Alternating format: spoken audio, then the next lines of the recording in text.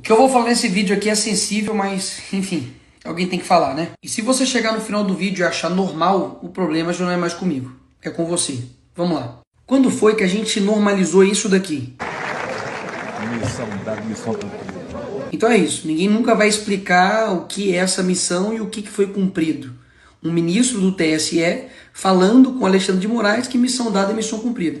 Isso aí, problemas, né, mídia? Deixa pra lá. Inclusive é o mesmo juiz que recebeu tapinhas na cara do Lula. Mas claro, tudo normal, com certeza é um juiz extremamente imparcial. Quando foi que a gente normalizou isso daqui? Muitos dos personagens que hoje estão aqui, e passam de todos os quadrantes políticos, só estão porque o Supremo enfrentou a Lava Jato. Eles não estariam aqui, inclusive o presidente da República. Ou seja, o ministro do STF dizendo claramente de que foi através da intervenção deles, a decisão deles, que possibilitou o Lula chegar à presidência da República. Também tudo normal. Peraí, enfrentou a Lava Jato? Como assim? A Lava Jato não foi uma operação contra corruptos? O STF, então, lutou contra a condenação de corruptos? Explica melhor, não deu para entender. E refrescando a memória aqui, somente nos 2 primeiros anos de governo Bolsonaro, o STF tomou 123 medidas contra ele. E agora, neste novo caso, dessa narrativa, o Moraes cita ele 44 vezes. Ai, mas qual que é o problema disso? Nada, uai. Ele só é vítima, réu, promotor, investigador, advogado e juiz ao mesmo tempo.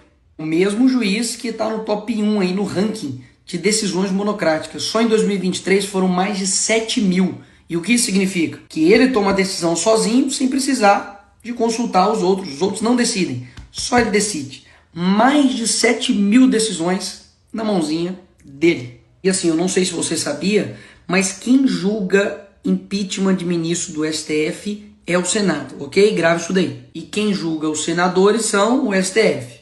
Pronto, entendeu? O famoso joguinho casado. E dá sua moneda para mais uma coincidência. Moraes faz campanha para Pacheco vencer no Senado.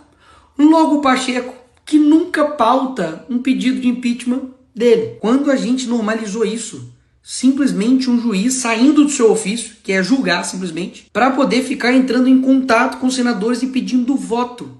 Oi? Mas calma, que piora. Um dia antes dessa confusãozinha toda aí sobre golpe, os ministros Gilmar Mendes, Zanin e Moraes estiveram na Alvorada, casa do Lula. E eles fazem reuniões de avaliação de cenário, que vem acontecendo com frequência. Mas você tá achando um absurdo, muita interferência? Calma, tá pouco, cabe mais, cabe mais. Ninguém menos, ninguém mais do que Andrei, o chefe da Polícia Federal. Enquanto isso, lá atrás, quando o Bolsonaro colocou o Ramagem como diretor da Polícia Federal, eles disseram que era desvio de finalidade. Ou seja, era competência do presidente fazer isso, ele fez, e eles falaram que não, opa, peraí, tá interferindo. Agora, encontrar regularmente com um presidente na casa dele, junto com o ministro do STF, aí tá tranquilo. Aí aqui, ó, tá de boa, normalidade. A gente normalizou o ministro do STF falando isso aqui pós-eleições. Nós derrotamos a censura, nós derrotamos a tortura, nós derrotamos o bolsonarismo para permitir a democracia e a manifestação livre de todas as pessoas. Isso porque eles juram de pezinho que eles estão fazendo um discurso de pacificação do país. E é importante lembrar do artigo 95 da Constituição que fala, olha, dedicar-se à atividade político-partidária. Um juiz é vedado, é proibido ele fazer isso. Eu pergunto, um juiz, pós-eleições, falar que derrotamos o bolsonarismo no evento da União Nacional dos Estudantes, seria isso? Não sei. Já que é eles, pode, né? Claro. Dos 11, um foi indicado pelo FHC, 4 pela Dilma, 1 pelo Temer, 2 pelo Bolsonaro e os outros 3 pelo Lula. No mínimo até aqui já deu para perceber que não há uma segurança jurídica no nosso país. Pelo contrário, há um relacionamento jurídico. Isso é claro. Agora vamos para a treta de hoje. Mas antes, eu vou lembrar algumas coisas. Em 2019, o Janot disse que foi armado ao STF para poder matar o Gilmar Mendes. Você viu algum inquérito sendo aberto, algum julgamento, alguma narrativa? Janot assassino? Não, né? Pois é, talvez seja porque ele foi indicado por uma petista, a Dilma, né? Talvez, não sei, assim, sou uma suspeita. Agora estão tentando emplacar no Bolsonaro uma tentativa de golpe. E quando você pega a lista do porquê que eles estão sendo indiciados, basicamente é por conta de informações falsas sobre o sistema eleitoral e incentivo a atos antidemocráticos. Aí eu te Te pergunto, é crime questionar processo eleitoral? Uma pergunta, porque se for, vai ter que fazer umas prisãozinhas aí. Começando pelo PSDB, que disse que não é possível auditar o sistema do TSE e pede voto impresso. PSDB golpista. E depois tem que também lá no PDT, que em 2010 disse rejeitar novas urnas, também por conta da insegurança dela. E vai ter que prender também esse aqui, ó, Flávio Dino. Meus amigos, dá só uma olhadinha. Hoje em Recife vi a comprovação científica de que as urnas eletrônicas são extremamente inseguras e suscetíveis a fraudes. No seminário sobre eleições digitais, o professor Diego Aranha conseguiu provar a vulnerabilidade das urnas eletrônicas. Ou seja, de duas uma. Ou questionar processo eleitoral não é crime, ou só é crime quando a direita questiona. Não tem outra resposta.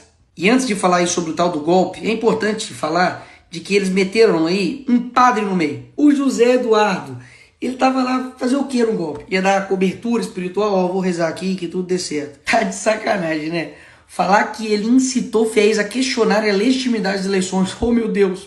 Prendam esse padre. Mais uma vez, se for assim, vai ter que prender também o Al Gore, que era um democrata que competiu contra o Bush e também pediu a contagem de votos, porque, segundo ele, tinha irregularidades de votos lá na Flórida. Em 2004, John Kerry, também democrata, também alegou ali problemas lá em Ohio, e os deputados de esquerda, inclusive, também formalmente alegaram irregularidades e também nunca vi pedir prisão para ele. Em 2016, agora, abertamente, a Hillary Clinton e vários líderes democratas em diversas vezes também questionaram o resultado das eleições, falando que a Rússia tinha interferido nas eleições de 2016. Eu nunca vi também ninguém pedir a prisão para eles. Mas aqui no Brasil, um padre que faça a mesma coisa do que a esquerda mundial, inclusive aqui no Brasil também faz, aí não.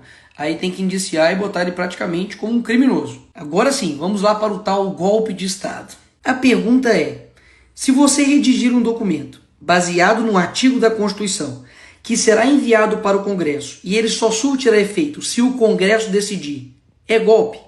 Se você respondeu que sim e é petista, meus parabéns, você acaba de colocar a Dilma na cadeia. Porque na época da Dilma, antes do impeachment, foi também sondado decretar estado de defesa.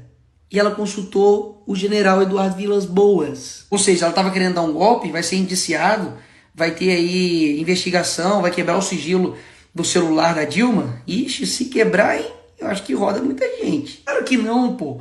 Porque o que acontece é simplesmente criação de narrativa atrás de narrativa. E quem fala isso não sou eu, é o papai Lula. Bolsonaro não tem nenhuma chance de votar presidente da República. Agora vai depender da nossa capacidade de construir a narrativa correta. Bolsonaro negou o pedido de general para botar ministro a favor de golpe. Ué, eu entendi, ué. Quer dizer que então o Bolsonaro salvou a gente? Ué, explica pra gente. O governo que tá querendo derrubar o Bolsonaro é o mesmo que triplicou pedidos para a Polícia Federal para poder investigar críticos e opositores políticos, que tem esvaziado o setor de investigação em troca de aumentar os inquéritos sobre o Bolsonaro. Assim, você não precisa gostar do Bolsonaro, mas sério, isso aqui é inegável. Já tentaram emplacar Val do Açaí, interferência da PF, Queiroz, golpe de Estado, Marielle, minuta de golpe, porteiro da Marielle lá, joias, 51 imóveis, carteira de vacina, imóveis dos Estados Unidos, baleia, Covid, Marielle, Mauro Cid, embaixada da Hungria, o cara dormiu lá e... Meu Deus, não pode. Aí vem joia de novo e minuta do golpe agora é de novo. Sim, pode ser uma opinião minha, mas eu acho que existem coisas mais graves, assim, eu acho. STF manda soltar 15 integrantes de quadrilha que opera tráfico de drogas em galerias de Campinas. Solto pelo STF, traficante André do Rap completa 3 anos foragido. Gilmar Mendes manda soltar traficante preso com quase 200 quilos de cocaína. Sério, dá pra ficar aqui o dia inteiro falando sobre decisões absurdas do STF. Mas o importante mesmo é os caras que queriam dar um golpe e que não conseguiram pegar nenhum táxi. Tipo assim, eu não sou nenhum tipo de especialista em segurança pública não, mas, tipo assim, eu vou cometer um atentado terrorista ali e aí eu vou chamar um táxi. Ô, táxi. Ei. E a outra narrativa é que o Felipe, que era assessor do Bolsonaro, simulou ter ido aos Estados Unidos para esconder da polícia. Cá entre nós, quem que quer esconder e vai pro aeroporto? Vou pra casa da minha sogra porque eu quero esconder da minha mulher. Isso não faz o mínimo de sentido. Mas vocês lembram que numa conversa entre dois assessores do Moraes, eles disseram isso aqui, ó. Eles estavam caçando algo para poder ferrar a galera da direita, mas eles só estavam achando publicações jornalísticas, não estavam falando nada. E aí a resposta vem. O cara fala, use a criatividade, risos e risos. E realmente estão usando a criatividade assim, pra danar. E eu não vou nem comentar e indiciar alguém por conta de discurso de ódio, porque sério mesmo, se tem alguém que já sofreu discurso de ódio nesse país é Bolsonaro. Desde encenar matando o cara, até jornalistas falando do porquê ele torce pra ele morrer, e empresa artística colocando a cabeça dele como uma bola de futebol. Aí é bom lembrar que o Bolsonaro não está inelegível porque ele cometeu corrupção, pedalada fiscal, algo do tipo não. Foi por conta disso daqui, ó. Reunião com embaixadores durante a eleição. Agora eles querem prenderem por conta de um golpe de Estado. Me parece, a esquerda quer colocar no mesmo pé de igualdade Bolsonaro e Lula. Tipo, Lula foi preso por corrupção, mas o Bolsonaro também foi por golpe de Estado. O Bolsonaro sofreu um atentado. E agora a gente também. E assim, negar que o Bolsonaro realmente foi o único a sofrer um atentado real contra a sua vida é negar a realidade, bicho. E ele sim, foi o único de fato presidenciável que sofreu um atentado, é negar a realidade, bicho. E o pior, até hoje não descobriu quem mandou o Adélio matar o Bolsonaro. Assim, em qualquer país sério, igual nos Estados Unidos, quando alguém tenta matar um presidente, meu amigo, é uma mobilização geral. Imagina se o Lula, STF, Moraes investigasse o Adélio igual investiga o Bolsonaro, hein? Nossa Deus. E se investigasse o Lula igual investiga o Bolsonaro, já teria, sei lá, até achado o dedo dele. E será que deve ser por isso todo o desespero? Nova pesquisa, Bolsonaro aparece numericamente à frente de Lula. E o Bolsonaro sempre fala isso, né? Se ele é um cara que, enfim, não vale de nada, etc., por que não deixa ele concorrer? Deixa ele concorrer aí, pô, rapidão, só pra gente ver o negócio. Aqui do chocolate. E aí você pode me perguntar, Nicolas, o que dá pra fazer contra tudo isso? Na CCJ, por exemplo, a gente conseguiu avançar e colocar ali alguns limites contra o STF, decisões monocráticas, por exemplo. Foi um bom avanço. Mas eu preciso repetir, de que quando nós não estamos em uma democracia, muito dificilmente instrumentos democráticos vão surtir efeito. Afinal de contas, não é uma democracia. Por isso, não desista de colocar boas pessoas no executivo, no judiciário, no legislativo, porque é só ocupando esses espaços que a gente vai tirando essa galera. Enquanto isso, o Rui Barbosa tá mais do que certo. A pior ditadura é a do Poder Judiciário. Contra ela, não há quem recorrer. Veremos pelos próximos capítulos.